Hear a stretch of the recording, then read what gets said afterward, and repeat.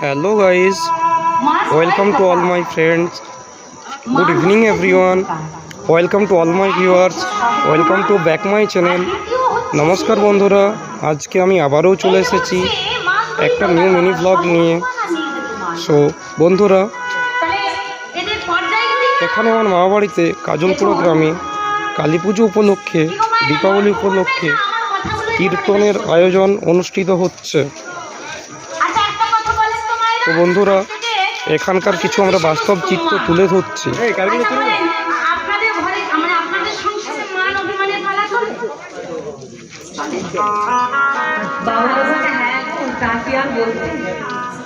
আর যেদিন মান অভিমানের পালা চলে তো দেখবেন বাবা বাড়ির বাচ্চা কাচ্চা থেকে বাড়ির হাড়ি কলসি পর্যন্ত টের পেয়ে যায়, তাই না?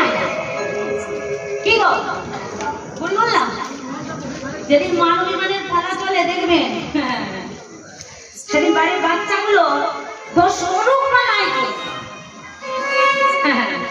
ওই যে রাগ, ওই রাগটা তো কারোর ওপর ঝাড়তে হবে। ধরুন বাচ্চারা কোনো দোষই করলো না, কিন্তু তার আগে যে মান অভিমান চলছে সেটা তো বাচ্চাটা জানে না।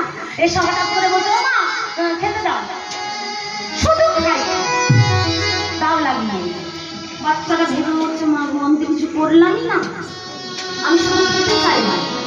আবার কি গো দেখবেন বাবা হাড়ি করে সেগুলো একটু দুমদাম, মানে একটু শব্দটা বেশি না।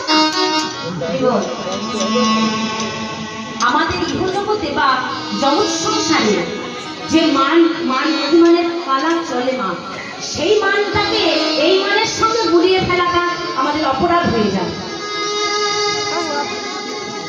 সহেতু মান, নিহেতু মান, দুই ধরনের মান দেখবেন।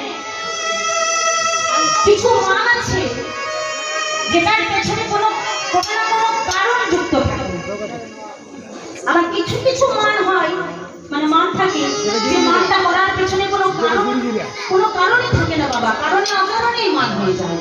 আবার সেই মান ক্ষণিকের মধ্যে ভেঙেও যায়, যেটা আমাদের এই ইহ জগৎ সংসারে চলে। কিন্তু আজকে আমার যে মানের বিষয়বস্তু আমরা তুলে ধরবো, আমার রাধারানী কৃষ্ণের প্রতি যে মান হয়েছিল সেই মানের বিষয়বস্তুটা তুলে ধরবো। কি কারণে আমার ভগবান শ্রীকৃষ্ণের প্রতি রাধারানীর মান হল। একদিন হয়েছে কি, অষ্টসখী পরিবৃতা হয়ে আমার রাধারানী কৃষ্ণ কথা আলাপন করতে করতে ওই যমুনায় চলেছে। কোথায় যাচ্ছে? যমুনায়।